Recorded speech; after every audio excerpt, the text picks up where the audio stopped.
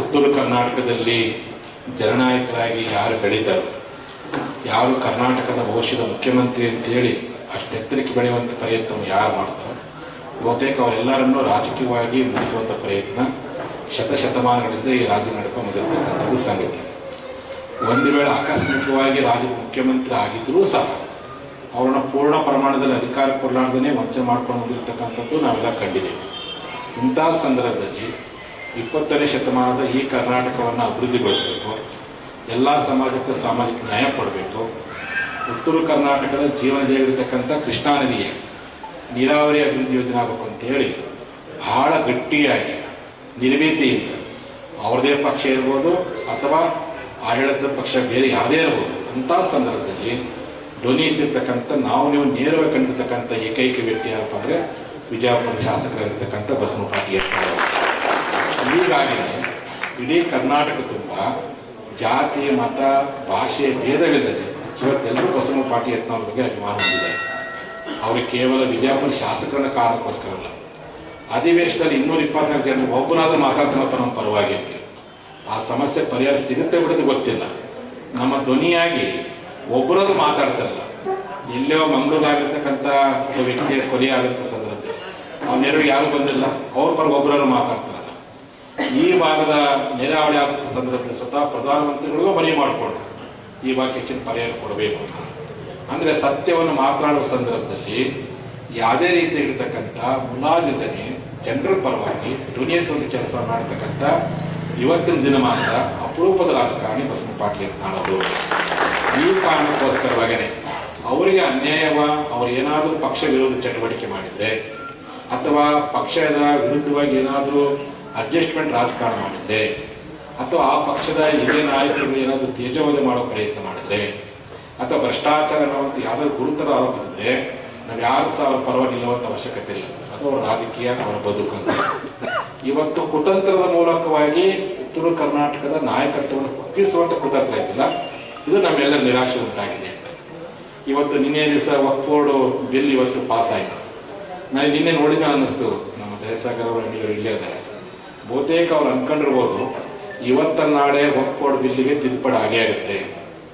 ತಿದ್ದುಪಡಿ ಆದರೆ ಆ ವಕ್ಫ್ ಬೋರ್ಡ್ ಹೋರಾಟವನ್ನು ಇಡೀ ದೇಶದಲ್ಲಿ ಮೊದಲು ಧ್ವನಿ ಎತ್ತಿದ್ದು ಇದೇ ವಿಜಯಪುರ ಜಿಲ್ಲೆ ಜನತೆ.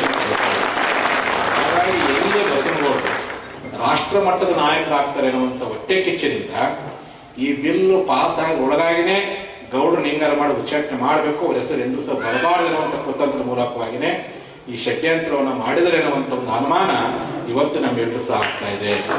ಇವರು ಎಷ್ಟೇ ಷಡ್ಯಂತ್ರ ಮಾಡಿರ್ಬೋದು, ಅದು ನಿನ್ನೆ ಗೃಹ ಸಚಿವರ ಬಾಯಲ್ಲಿ ಮತ್ತೊಂದು ಯಾವುದೇ ಊರ ಹೆಸರು ಬರಲಿಲ್ಲ. ಜೈಪುರ್ ಬರಲಿಲ್ಲ, ಕಾಶ್ಮೀರ ಬರಲಿಲ್ಲ, ತಮಿಳುನಾಡಿನ ಪುರಂಬರ್ ಬರಲಿಲ್ಲ, ಬಂದಿದ್ದೇ ವಿಜಯಪುರ. ವಿಜಯಪುರ ಬಂದಿದೆ ಅಂತಂದ್ರೆ ಅದು ನಿಮ್ಮೆಲ್ಲರ ಪ್ರಾಮಾಣಿಕ ಹೋರಾಟ. ನಮ್ಮ ರೈತರ ಭೂಮಿಗಳನ್ನು, ನಮ್ಮ ಮಠ ಮಂದಿರಗಳ ಭೂಮಿಗಳು ಯಾವ ಕಾರಣಕ್ಕೂ ಮತ್ತೊಬ್ಬರ ಪಾಲಾಗ ಬೇಡ, ಅಕ್ರಮವಾಗಿ ಇನ್ನೊಬ್ಬರಿಗೆ ಹೊರೆಯಾಗಬಾರದಂತ ಪ್ರಾಮಾಣಿಕ ಹೋರಾಟ ಮಾಡಿದ ಪರಿಣಾಮ ಇವತ್ತು ಒಂದು ಬಿಲ್ ಇವತ್ತು ತಿದ್ದುಪಡಿ ಆಗಿದೆಪ್ಪ ಅಂದರೆ ಬಹುತೇಕ ಆ ಬಿಲ್ಲಿಗೆ ವಕ್ಫ್ ಬೋರ್ಡ್ ಅಮೆಂಡ್ಮೆಂಟ್ ಬಿಲ್ ಅಂತ ಕರೆಕ್ಕಿಂತ ಬಸವನಗೌಡ ಹೋರಾಟದಿಂದ ತಪ್ಪೇನಿಲ್ಲ. ಈ ಕಾರಣಕ್ಕೋಸ್ಕರ ಬಸವನಗೌಡ ಎಲ್ಲರೂ ಇಷ್ಟ ಆಗಿರ್ತಕ್ಕಂಥದ್ದು. ನನಗೆ 4 ವರ್ಷಗಳಿಂದ ನಾನು ಮೊದಲವರು ನಮ್ಮ ಸಮಾಜವರನ್ನು ಅಭಿಮಾನಿ ಇತ್ತು, ಹಿಂದುತ್ವ ಪ್ರಚಂಡ ನಾಯಕದ ಅಭಿಮಾನಿ ಇತ್ತು. ಈ ಹೋರಾಟ ಗುಂಪಿಗೆ ನಾನು ಅವ್ರ ಜೊತೆ ಬಹಳ ಅತ್ಯಂತ ಸಾಮೀಪ್ಯದ ಕಂಡಿದ್ದೀನಿ.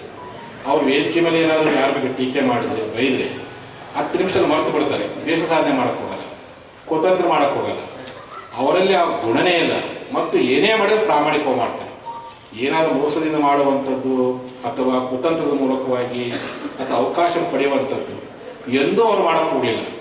ನನಗೆ ಗೊತ್ತಿರೋ ಹಾಗೆ ಅಮಿತ್ ಶಾ ಅವರು 2023 ಜನವರಿ ತಿಂಗಳಲ್ಲಿ ಬಸವನಗೌಡ ಯತ್ನಾಳ್ ಅವರನ್ನ ದೆಹಲಿ ಕಳಿಸ್ಬಿಟ್ಟು, ನೀನು ಹೋರಾಟ ಹಿಂದೆ ಸರಿಯಪ್ಪ, ನೀನು ಮುಂದಿನ ಮುಖ್ಯಮಂತ್ರಿ ಅಂತ ಘೋಷಣೆ ಮಾಡ್ತೀನಿ ಅಥವಾ ರಾಜ್ಯಾಧ್ಯಕ್ಷ ಘೋಷಣೆ ಮಾಡ್ತೀನಿ, ಈ ಹೋರಾಟನ ಜೀವಂತದಲ್ಲಿ ನಾವು ಪಕ್ಷಕ್ಕೆ ಹಿನ್ನಡೆಯಾಗುತ್ತೆ ಮುಗಿಸ್ಕೊಡುವಂಥದ್ದು. ಗೌಡ್ರು ಒಂದೇ ಮಾತು, ಇಲ್ಲ ನಮಗೇನಾದರೂ ಶಕ್ತಿ ಬರಬೇಕಪ್ಪ ಅದು ಹೋರಾಟ ನ್ಯಾಯ ಕೊಡಲೇಬೇಕು. ನಾನೇನಾದರೂ ಮುಖ್ಯಮಂತ್ರಿ ಆಸೆಗೋಸ್ಕರವಾಗಿ ರಾಜ್ಯಾಧ್ಯಕ್ಷ ಮಾಡ್ತೀನಿ ಅಂತೇಳಿ ಇಂಥ ಒಂದು ಹೋರಾಟಕ್ಕೆ ಏನಾದರೂ ಅನ್ಯಾಯ ಮಾಡಿದ್ರೆ ಸಮಾಜ ನನ್ನ ಜೀವನ ಪರ್ಯಂತ ನಿಶ್ಚಯಿಸುತ್ತೆ. ಯಾವ ಕಾರಣ ನೀವು ಮುಖ್ಯ ಎಲ್ಲ ನಾನು ನ್ಯಾಯ ಕೊಡ್ರಿ ಅಮಿತ್ ಶಾ ಅವರು ಅಂತೇಳಿ ಗಟ್ಟಿಯಾಗಿರುವಂಥ ಪ್ರಯತ್ನ. ಇಂಥ ಗುಣಗಳು ಇರೋದ್ರಿಂದನೇ ಇವತ್ತು ನಮ್ಮ ಅನೇಕ ಯುವ ಸ್ವಾಮೀಜಿಗಳು ಗೌಡ್ರ ಮೇಲೆ ಅಭಿಮಾನ ಪಡಲಿಕ್ಕೆ ಸಾಧ್ಯ ಇದೆ. ಆ ಉದ್ದೇಶಕ್ಕೋಸ್ಕರವಾಗಿಯೇ ಇವತ್ತು ಬಸವನಗೌಡರು ಉಚ್ಚಾಟನೆ ಕ್ರಮ ಇನ್ನು 2 ಸಾರಿ ಉಚ್ಚಾಟನೆ ಆದಾಗ ನಾವು ಇಷ್ಟು ದೊಡ್ಡ ಪ್ರಮಾಣದ ಯಾವ ಪ್ರತಿಭಟನೆ ಮಾಡಿದ್ವಿ. ಆಗ ಗೌಡ್ರ ವ್ಯಕ್ತಿ ಗೊತ್ತಿದ್ದು ಸಹ ಭಾಳ ಮಂದಿಗೆ ಅಷ್ಟು ಪರಿಚಯ ಇರಲಿಲ್ಲ ಆ ಹಳೆ ಮೈಸೂರು ಪ್ರಾಂತದ ಜನರಿಗೆ. ಈಗ ಸೋಷಿಯಲ್ ಮೀಡಿಯಾ, ಎಲೆಕ್ಟ್ರಾನಿಕ್ ಮೀಡಿಯಾ ಇವೆಲ್ಲ ಮಾಧ್ಯಮದವರು ಅವರ ಮಾತನ್ನು ತೋರಿಸಿದ ಮೇಲೆ ಇಡೀ ರಾಜ್ಯಕ್ಕೆ ಇವತ್ತು ಗೌಡರ ಸಮರ್ಥ ನಾಯಕರಾಗಿ ಭವಿಷ್ಯದ ನಾಯಕರು ಇವತ್ತು ಅವರು ಪುರೋಗಮಿದ್ದಾರೆ. ಈ ಒಂದು ಕಾರಣಕ್ಕೋಸ್ಕರವಾಗಿಯೇ ಅವರ ಕಷ್ಟದ ಕಾಲದಲ್ಲಿ, ಜನರ ಕಷ್ಟದ ಕಾಲದಲ್ಲಿ ಗೌಡ್ರ ಏನು ಧ್ವನಿ ಅದರೋ ಅವ್ರ ಕಷ್ಟ ಕಾಲದಲ್ಲಿ ನಾವು ಅರಿತಿಗಿರುವಂಥದ್ದು ಅದು ನಮ್ಮೆಲ್ಲರ ಒಂದು ಕರ್ತವ್ಯ ಕಾರಣಕ್ಕೋಸ್ಕರವಾಗಿಯೇ ಇವತ್ತು ನಾವೆಲ್ಲರೂ ಅವರಿಗೆ ಬೆನ್ನೆಲುವಾಗಿರುವಂಥ ಪ್ರಯತ್ನವನ್ನು ಮಾಡಬೇಕಾಗಿದೆ. ಆ ಉದ್ದೇಶಕ್ಕೋಸ್ಕರವಾಗಿಯೇ ಇವತ್ತು ನೀವೆಲ್ಲರೂ ಪ್ರತಿ ಹಳ್ಳಿಯಿಂದ ಯಾರು ನಿಮಗೆ ಗೌಡ್ರು ಫೋನ್ ಮಾಡಿ ಹೋರಾಟ ಮಾಡಿರಿ ಅಂತ ದಯಸರ್ ಹೇಳಿಲ್ಲ, ರಾಘವ್ ಹೇಳಿಲ್ಲ, ಇಲ್ಲಿರ್ತಕ್ಕಂಥ ಹಿರಿಯರು ಅನೇಕ ಅವರ ರಾಮಗೊಂಡವ್ರದಲ್ಲ, ಅವ್ರು ಯಾರಿಗೂ ಸಹ ಕೊಂಡೆ ಸೌಕರ್ಯ ಹೇಳಿಲ್ಲ. ನೀವೆಲ್ಲ ಸ್ಪೇಸ್ ಮಾಡಿದ್ರಿ ಅಥವಾ ಯಾರಿಗಾರು ಗಾಡಿ ಮಾಡಿಕೊಡ್ತೀನಿ ಮಾಡಿರಪ್ಪ ಹೋರಾಟ, ಚಹಾ ಬಿಸ್ಕಿಟ್ ಕೊಡಿಸ್ತೀನಿ ಹೋರಾಟ ಮಾಡಿರ್ತೀವಿ, ಬೇರೆ ರಾಜಕಾರಣಿಗೆ ಎಂದು ಬೋರ್ಡ್ ಮಾಡಿ ಸ್ವಯಂ ಸ್ಫೂರ್ತಿಯಿಂದ ಬಹುತೇಕ ರಾಮಕೃಷ್ಣ ಹೆಗಡೆ ಅವರು ಉಚ್ಚಾಟನೆ ಆದರೆ ಇಷ್ಟು ದೊಡ್ಡ ಹೋರಾಟ ಆಗಿದೆ. ಮಾಜಿ ಇವತ್ತಿನ ಮುಖ್ಯಮಂತ್ರಿ ಆಗಿರ್ತಕ್ಕ ಸಿದ್ದರಾಮಯ್ಯನವರಿಂದ ಉಚ್ಚಾಟನೆ ಆಗಿದೆ, ಅವತ್ತು ಇಷ್ಟು ದೊಡ್ಡ ಪ್ರಮಾಣ ಹೋರಾಟ ಆಗಿದೆ. ಸ್ವತಃ ಯಡಿಯೂರಪ್ಪನವರು ಜೈಲಿಗೆ ಹೋದಂಥ ಸಂದರ್ಭದಲ್ಲಿ ಎಷ್ಟು ದೊಡ್ಡ ಹೋರಾಟ ಆಗಿದೆ. ಅವ್ರು ಮುಖ್ಯಮಂತ್ರಿ ಸ್ಥಾನ ಕೆಳಗಿಳಿಸಿದಾಗ ಎಷ್ಟು ದೊಡ್ಡ ಹೋರಾಟ ಆಗಿದೆ. ನಮ್ಮ ರಾಜ್ಯದಲ್ಲಿ ಯಾರು ಉಚ್ಚಾಟನೆಗೊಂಡರಲ್ಲ, ಯಾರು ಉಚ್ಚಾಟನೆಗೊಂಡಿರ್ತಕ್ಕಂಥ ಯಾವುದೇ ವ್ಯಕ್ತಿಗಳಿಗೆ ಸಿಗಲಾದಷ್ಟು ಅಭೂತಪೂರ್ವವಾಗಿರ್ತಕ್ಕಂಥ ಬೆಂಬಲ ಇವತ್ತು ಗೌಡ್ರು ಸಿಕ್ಕಿದೆ ಅಂದರೆ ಗೌಡ್ರು ಸಮರ್ಥ ನಾಯಕರು ಅಂತ ಇವತ್ತು ಗೊತ್ತಾಗಿದೆ. ಹಾಗಾಗಿ ನಮಗೆ ನೋವಾಗಿರ್ಬೋದು, ಅದು ಉಚ್ಚಾಟನೆ ಆಗಿ ಮಾಡಿದ್ದಕ್ಕೆ ಅವರು ವಿಘ್ನ ಸಂತೋಷ ಪಡ್ತಿರ್ಬೋದು, ಅದು ಉಚ್ಚಾಟನೆ ಆದಮೇಲೆ ಗೌಡ್ರಿಗೆ 4 ಪಟ್ಟು ಜನ ಬೆಂಬಲ ಇವತ್ತು ವ್ಯಕ್ತವಾಗಿದೆ. ಅವರಿಗೆ 4 ಪಟ್ಟು ಅವ್ರು ಎತ್ತರಕ್ಕೆ ಬರೆದಿದ್ದಾರೆ ಅನ್ನುವಂಥ ಸತ್ಯವನ್ನು ಅವರೆಲ್ಲರೂ ಸಹ ಅರ್ಥ ಮಾಡ್ಕೊಳ್ಬೇಕು. ಆ ಹಿನ್ನೆಲೆ ಒಳಗೆ ಇವತ್ತು ನೀವೆಲ್ಲರೂ ಹಳ್ಳಿಯಿಂದ ತಾಲೂಕು, ಜಿಲ್ಲೆ, ಓಣಿಗಳು ಇವತ್ತು ನಾನು ಬೆಳಗಾವಿನ ಮುಖಂಡ ಕೇಳ್ತಾ ಇದ್ದೆ, ಬೇಗ ಬರ್ರಿ ಇಲ್ರಿಗಪ್ಪ ನಮ್ಮ ಓಣಿಗೆ ಪ್ರತಿಭಟನೆ ಇಟ್ಕೊಂಡೆ, ಓಣಿಗೆ ವಾಡ ಪ್ರತಿಭಟನೆ ಮಾಡಕ್ಕೆ ಕೇಳಿದ್ರೆ ಫಸ್ಟ್ ಟೈಮ್ ಓಣಿಯಾಗ ಪ್ರತಿಭಟನೆ ಮಾಡಿದೆ ಎಂದು ಕೇಳಿದ್ರು. ಓಣಿಯಲ್ಲಿ ಪ್ರತಿಭಟನೆ ಮಾಡಕತ್ತಾರೆ. ಆ ಕಾರಣಕ್ಕೋಸ್ಕರವೇ ನಮ್ಮ ಹೋರಾಟ ಯಾವುದೇ ಕಾರಣಕ್ಕೂ BJP ಪಕ್ಷದ ವಿರುದ್ಧ ಹೋರಾಟ, ಇದು ಭಾಳ ಎಲ್ಲರೂ ಅರ್ಥ ಮಾಡ್ಕೊಳ್ಬೇಕು. BJP ಪಕ್ಷದ ವಿರುದ್ಧ ಹೋರಾಟವನ್ನು ಸನ್ಮಾನ್ಯ ಪ್ರಧಾನಮಂತ್ರಿಗಳ ಮೇಲೆ ಅಸಮಾಧಾನವಿಲ್ಲ, ಸನ್ಮಾನ್ಯ ಗೃಹ ಸಚಿವರಿರ್ತಕ್ಕಂಥ ಅಮಿತ್ ಶಾ ಮೇಲೆ ನಾವೇನು ಬೇಜಾರು ಮಾಡ್ಕೊಂಡಿಲ್ಲ, ಅಥವಾ ನಡ್ಡರ ಮೇಲೆ ನಮ್ಗೆ ಆಕ್ರೋಶ ಇಲ್ಲ. ಯಾಕೆಂದರೆ ಸನ್ಮಾನ್ಯ ಪ್ರಧಾನಮಂತ್ರಿಗಳು ಏನಾದರೂ ವಿಷಯ ಗೊತ್ತಿದ್ರೆ ಖಂಡಿತವಾಗಿ ಬೇಡ ಅಂತಿದ್ರು, ಇದು ಮಟ್ಟು ಫಸ್ಟ್ ನಿಲ್ಲಿಸ್ರಿ, ಗೌಡ್ರು ಬರಕ್ಕೆ ಹೇಳಿದಂತೆ ಮುಕ್ತ ಮಾತ್ರ ಪ್ರಯತ್ನ. ಪ್ರಧಾನಮಂತ್ರಿಗಳಿಗೂ ಸಹ ಗೊತ್ತಾಗೋ ರೀತಿಯಲ್ಲಿ ಕಾರಣದ ಕೈಗಳು ಉಚ್ಚಾಟನೆ ಮಾಡೋ ಪ್ರಯತ್ನ ಮಾಡಿದರೆ ಈ ಕೃತ್ಯಕ್ಕೆ ನಮ್ಗೆ ನೋವಾಗಿದೆ, ಈ ರೀತಿ ಕುತಂತ್ರಕ್ಕೆ ನಮ್ಗೆ ನೋವಾಗಿದೆ. ಇಂಥ ಅನೇಕ ಕುತಂತ್ರಗಳು ಶಿವಾಜಿ ಮಹಾರಾಜರ ಕಾಲದಾಗ ಆಗ್ಯವು, ಕಿತ್ತೂರಾಣಿ ಚೆನ್ನಮ್ಮನ ಕಾಲದಲ್ಲಿ ಆಗ್ಯವು, ಸಂಗೊಳ್ಳಿ ರಾಯಣ್ಣನ ಕಾಲದಲ್ಲಿ ಕುತಂತ್ರ ಮೂಲಕ ಅನೇಕ ಮಹಾನಾಯಕರು ಕಳ್ಕೊಂಡೇವಿ. ಮುಂದೆ ಈ ನಾಯಕರು ಕಳ್ಕೊಂಡು ಬೇಡದ ಕಾರಣಕ್ಕೆ ಪ್ರತಿಭಟನೆ ಮಾಡಬೇಕಂತ ನಾನು ಹೇಳಕ್ಕೆ ಇಷ್ಟಪಡ್ತೀನಿ.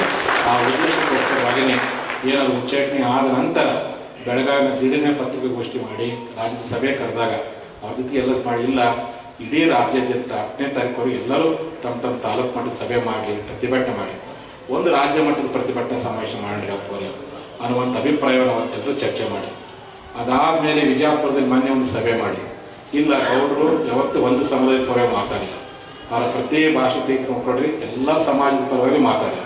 ಹಾಗೆ ಒಂದು ಸಮುದಾಯದ ವ್ಯಕ್ತಿಯಲ್ಲ, ಸರ್ವ ಸಮಾಜಕ್ಕೆ ನ್ಯಾಯ ಕೊಡಿಸುವಂಥ ವ್ಯಕ್ತಿ. ಆ ಕಾರಣಕ್ಕೋಸ್ಕರವಾಗಿ ಎಲ್ಲರನ್ನು ಕಟ್ಟಿಕೊಂಡು ಒಂದು ಸಮಾವೇಶ ಮಾಡೋಣ, ಒಂದು ಪ್ರತಿಭಟನೆ ಸಮಾವೇಶ ಮಾಡಿ ಒಂದು ಶಕ್ತಿ ಪ್ರದರ್ಶನ ಮಾಡೋಣ.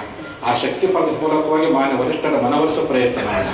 ಆ ಶಕ್ತಿ ಪ್ರದರ್ಶನ ಮೂಲಕವಾಗಿ ಯಾರು ಕುತಂತ್ರ ಮಾಡಲ್ಲ, ಆ ಕುತಂತ್ರ ಬಸವಗೌಡರಿಗೆ ಒಬ್ಬರಿಗೆ ಮಾಡಿದ್ರೆ ತಿಳ್ಕೊಂಡು ನಾಳೆ ನಿಮಗೆ ಬರ್ಬೋದು, ನಮಗೆ ಬರ್ಬೋದು. ಆ ಕುತಂತ್ರ ಮುಂದೆ ಯಾವ ರಾಜಕಾರಣಿಗೂ ಆಗಬಾರ್ದು ಅನ್ನುವಂಥ ಹಿನ್ನೆಲೆ ಒಳಗೆ ಇವತ್ತು ನಾವೆಲ್ಲರೂ ಒಂದು ಹೋರಾಟ ಮೂಲಕವಾಗಿ ನಮ್ಮ ಸ್ವಾಭಿಮಾನ ನೀತಿರುವ ಕೆಲಸಕ್ಕೋಸ್ಕರವಾಗಿಯೇ ಒಂದು ರಾಜ್ಯ ಮಟ್ಟದಲ್ಲಿ ಬೃಹತ್ ಪ್ರತಿಭಟನಾ ಸಮಾವೇಶವನ್ನು ನಾವೆಲ್ಲರೂ ಮಾಡಬೇಕು ಅನ್ನುವಂಥ ಒಂದು ಆಲೋಚನೆ ನಮ್ಮದಾಗಿದೆ.